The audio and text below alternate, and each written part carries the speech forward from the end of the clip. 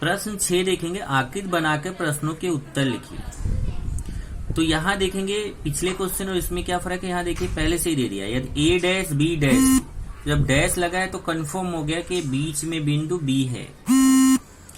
तो फिर क्या करेंगे, यहाँ देखिए लेंथ है सी। अब बस फर्क ये ध्यान रखिए कि ये जो आप डी ए बी लिखते थे, डी ए बी का मतलब ए और बी के बीच की दूरी, और एल ए बी लिख दिया तो मतलब ए बी के बीच का लेंथ, लेंथ मतलब लंबाई। तो दोनों का मीनिंग एक ही हो गया। बस एक चीज का फर्क है लिखने का। जब आप डी लिखेंगे ना तो ए और बी के बीच यहाँ कॉमा लगेगा, और जब एल लिखेंगे तो ए और बी के बीच कॉमा नहीं लगेगा। यही जरा फर्क है। तो लिखते समय बहुत सावधानी रखनी पड़ेगी कि जब डी लिखा हुआ है तब तो यहाँ ब्रैकेट में ए और बी के बीच कॉमा लगेगा, इसका मतलब ए और बी के बीच की दूरी। और जब एल लिखा है तो ए और बी के बीच में कॉमा नहीं लगेगा, मतलब ए बी की लंबाई। तो यहाँ देखिए एल के रूप में दिया है, लेंथ ए सी दिया है 11, लेंथ बी सी दिया है 6.5, लेंथ ए बी निकालना है। तो ए बी सी एक रेखी है, पहले से ही बोल दिया। तो हमने ये देखो डायग्राम बना दिया, ए बी सी एक रेखी जिसमें बी बीच में रहेगा ही रहेगा, क्योंकि डैश के रूप में दिया है तो क्लियर है कि बी बीच में। तो जैसा भी आपको दिखाया तब इसको कैसे लिख सकते हैं कि दो छोटे मान बड़े वाले मान के बराबर। तो length A B plus length B C बराबर लेंथ ए सी। ये क्लियर है सबको। ए बी में बी सी जोड़ेंगे तो ए सी आएगा। तो length A B plus length B C बराबर लेंथ ए सी। अब मान रखते हैं, ए बी का मान तो हमें निकालना है, तो ए बी को वैसे ही लिखेंगे क्योंकि length A B question mark है, तो लेंथ ए बी वैसे ही लिखेंगे। लेंथ बी सी का मान 6.5 है, तो लेंथ बी सी का मान हमने 6.5 रख दिया। यहाँ से देखिए लेंथ बी सी का मान 6.5 है, तो लेंथ बी सी का मान 6.5 रख दिया। लेंथ ए सी का मान देखिए 11 है, तो लेंथ ए सी की जगह 11 रख दिया। तो लेंथ बी सी का मान 6.5 रख दिया, लेंथ ए सी का मान 11, लेंथ ए सी का मान 11 रख दिया। अब प्लस 6.5 बराबर उधर जाएगा तो माइनस हो जाएगा, इधर लेंथ ए बी बचेगा, ये प्लस 6.5 उधर जाएगा तो माइनस 6.5। अब इसको माइनस करेंगे। अब माइनस करना मैं आपको सिखा रहा हूँ। 11 में 6.5 माइनस करेंगे, तो जब भी माइनस करना होता है दशमलव के नीचे दशमलव लिखा जाता है ऐसे। 11 में 6.5, 10 में से 5 गया 5, इधर 10 में से 5 गया 5, इधर 10 बचेगा, 10 में से 6 गया 4। तो जब 11 में से आप 6.5 घटाएंगे तो आएगा कितना, 4.5। इधर देखिए लेंथ ए बी का मान माइनस करने पे कितना है, 4.5। यही आंसर है। सेम क्वेश्चन दूसरा है, आर एस टी एक रेखी है, डैश के रूप में दिया है तो एस बीच में रहेगा। लेंथ एस टी दिया है 3.7, लेंथ आर एस दिया है 2.5, लेंथ आर टी निकालना है। आर एस टी एक रेखी हो गया, तो इसको भी वैसे ही लिखेंगे। देखिए length R S plus length S T बराबर लेंथ आर टी। ये दो छोटे मान बड़े वाले मान के बराबर। तो length R S plus length S T बराबर लेंथ आर टी। मान रखते हैं, लेंथ आर एस का मान 2.5 दिया है, तो लेंथ आर एस का मान 2.5 रख दिया। लेंथ एस टी का मान 3.7 है, तो लेंथ एस टी का मान 3.7 रख दिया। लेंथ आर टी का मान निकालना, लेंथ आर टी को वैसे ही लिख दिया। अब यहाँ देखिए ये दोनों के बीच प्लस है तो दोनों को जोड़ेंगे, तो 2.5 में 3.7 जोड़ेंगे। मैं आपको जोड़ के दिखाता हूँ। 2.5 में 3.7 जोड़ेंगे तो 7 5 12, हासिल 1, 3 2 5 और 1 6, कितना आएगा 6.2। तो ये जोड़ के कितना आएगा 6.2। 3.7 में 2.5 जोड़ेंगे तो कितना आएगा 6.2। तो लेंथ आर टी का मान कितना आ गया 6.2। ये आंसर हो गया। तीसरा क्वेश्चन भी सेम, इसमें एक्स वाई जेड है। एक्स वाई जेड एक रेखी है, डैश के रूप में दिया है तो एक्स वाई जेड एक रेखी है, वाई बीच में। अब यहाँ लेंथ एक्स जेड का मान 3 करणी में 7, लेंथ एक्स वाई का मान करणी में 7, तो लेंथ वाई जेड का मान निकालना है। एक्स वाई जेड एक रेखी है, तो इसमें कैसे लिखेंगे, इसमें भी देखिए वही दो छोटे मान जोड़कर बड़े वाले मान के बराबर। तो length X Y plus length Y Z बराबर length X Z. Length X Y plus length Y Z बराबर लेंथ एक्स जेड। अब मान रखते हैं लेंथ एक्स वाई का मान करनी में 7 है, तो लेंथ वाई एक्स वाई का मान करनी में 7 रख दिया। यहाँ से देखिए लेंथ एक्स वाई का मान करनी में 7 रख दिया, प्लस लेंथ वाई जेड का मान निकालना है तो क्वेश्चन लेंथ वाई जेड वैसे ही लिखा, और लेंथ एक्स जेड का मान यहाँ से दिया है 3 करनी में 7। देखिए लेंथ एक्स जेड का मान कितना दिया, 3 करनी में 7, इसकी जगह 3 करनी में 7 रख दिया। अब ये प्लस करनी में 7 बराबर के उधर जाएगा तो माइनस करनी में 7 हो जाएगा। इधर बचेगा कौन, लेंथ वाई जेड बचेगा, क्योंकि ए तो उधर चला गया, तो इधर केवल बचेगा लेंथ वाई जेड। एक करनी में 7 प्लस में उधर जाके माइनस में हो जाएगा, तो इधर 3 करनी में 7 पहले से ही है, और प्लस करनी में 7 उधर जाके माइनस करनी में 7। अब इसको माइनस करना है, तो इसका माइनस जरा ध्यान से देखिए कैसे करते हैं। इसका माइनस ऐसे करते हैं, जैसे अगर 3x में x घटाने को आपको बोला जाए तो आप कितना बताएंगे घटा के कितना आएगा। इधर 1 छिपा रहता है इसके सामने ना, 3 में से 1 गया 2x, तो अगर आप 3x में 1x निकालते हैं तो कितना बचता है 2x। सेम तरीके से वो भी है, 3 करनी में 7 में जब करनी में 7 घटाते हैं तो इधर 1 छिपा रहता है, तो 3 में से 1 गया 2 करनी में 7।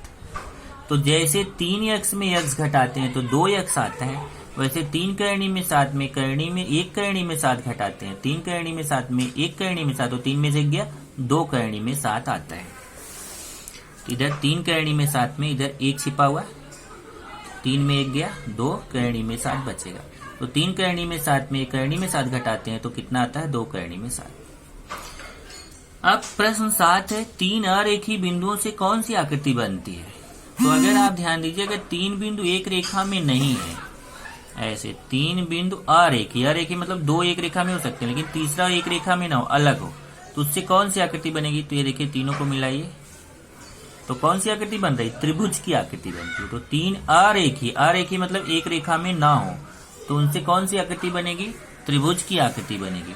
तो 3 अरेखीय बिंदुओं से कौन सी आकृति बनती है, त्रिभुज की आकृति बनती है। इस 7वें प्रश्न का इतना छोटा सा आंसर है, 3 अरेखीय बिंदुओं से कौन सी आकृति बनती है, आपको लिखना है 3 अरेखीय बिंदुओं से त्रिभुज की आकृति बनती है। इस तरीके से प्रश्न संग्रह 1.1 यहाँ पे खत्म होता है। आगे आपको सीखना है रेखा किरण और रेखाखंड क्या होता है।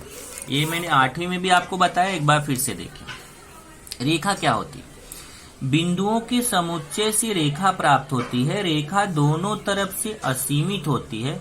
रेखा को 2 बड़े अक्षरों या एक छोटे अक्षर से प्रदर्शित करते हैं। तो रेखा क्या होती है, बिंदुओं का समुच्चय होता है। देखिए इसमें बहुत सारे असंख्य बिंदुओं से मिलकर रेखा बनती है। तो रेखा को रेखा के लिए ध्यान रखना है कि उसको रेखा कब बोलेंगे, जब उसके दोनों तरफ तीर लगा हो तो उसको रेखा बोलेंगे। जैसे देखिए ये दोनों तरफ तीर लगा है, इसमें भी इधर दोनों तरफ तीर लगा हुआ है, तो ये रेखा है। तो अगर दोनों तरफ तीर लगा है तो उसको क्या बोलेंगे, रेखा। अब रेखा को पढ़ने का 2 तरीका है। एक तो यहाँ पे स्मॉल अक्षर, स्मॉल लेटर का यूज करिए।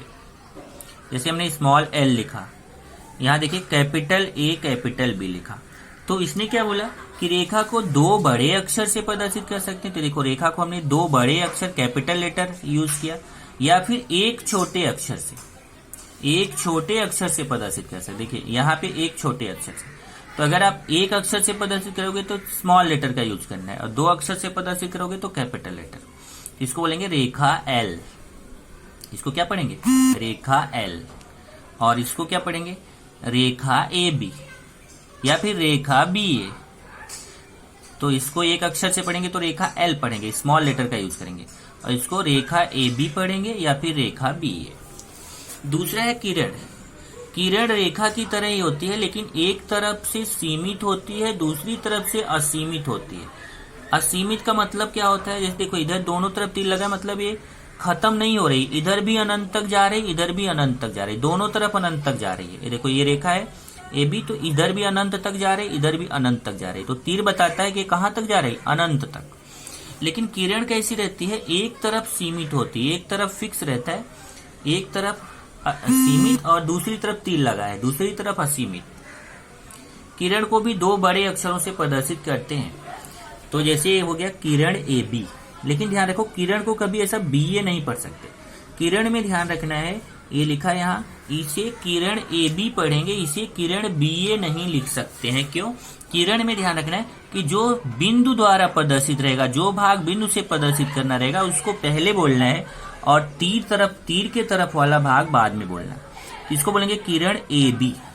एक तरफ बिंदु रहेगा, दूसरी तरफ तीर रहेगा, क्योंकि एक तरफ सीमित होता है, एक तरफ असीमित होता है, और इसे हम किरण ए बी बोलेंगे। तो ये किरण बोलते समय फिर से ध्यान रखना है, मैं आप क्या ध्यान रखोगे, जिधर बिंदु लगा है वहीं से बोलना शुरू करना है, उसको पहले बोलना है, और जिधर तीर है उसको बाद में। किरण ए बी। अगर आप भूल से किरण बी ए बोल दिए तो गलत है। अगला है रेखाखंड। रेखाखंड में दोनों तरफ बिंदु रहता है। रेखाखंड दोनों तरफ से सीमित होती है। इसे दो बड़े अक्षरों से प्रदर्शित करते हैं। ये देखिए, ए बी बोले चाहे बी ए बोले, रेखाखंड ए बी या रेखाखंड बी ए, या इसे शॉर्ट में रेख भी कहते हैं। तो रेखाखंड थोड़ा बड़ा नाम हो गया, तो इसका शॉर्टकट नाम है रेख। चाहे आप रेखाखंड बोलो चाहे रेख, दोनों का मतलब एक ही होता है।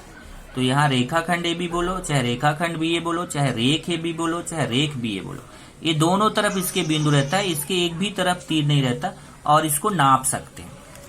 तो रेखा के दोनों तरफ तीर रहता है, इसको नहीं नाप सकते हैं। किरण के एक तरफ बिंदु रहता है, एक तरफ तीर रहता है, इसको भी नहीं नाप सकते हैं। पर ये जो रेखाखंड है इसके दोनों तरफ बिंदु रहता है, ये सीमित होता है दोनों तरफ, इसको हम नाप सकते हैं। अब है सर्वांगसम रेखाखंड।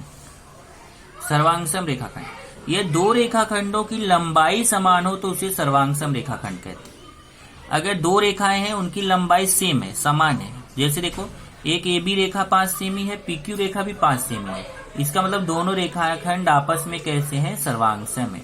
तो ए बी बराबर पी क्यू लिखेंगे, या ए बी ये सर्वांगसम का निशान है, इसे बराबर लगा के ऊपर टेढ़ा कर देंगे तो ये सर्वांगसम का निशान है, ए बी सर्वांगसम पी क्यू।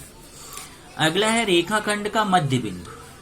अगर ये जो ए बी रेखाखंड है उसके ठीक बीच में एम हो तो उसको बोलेंगे मध्य बिंदु।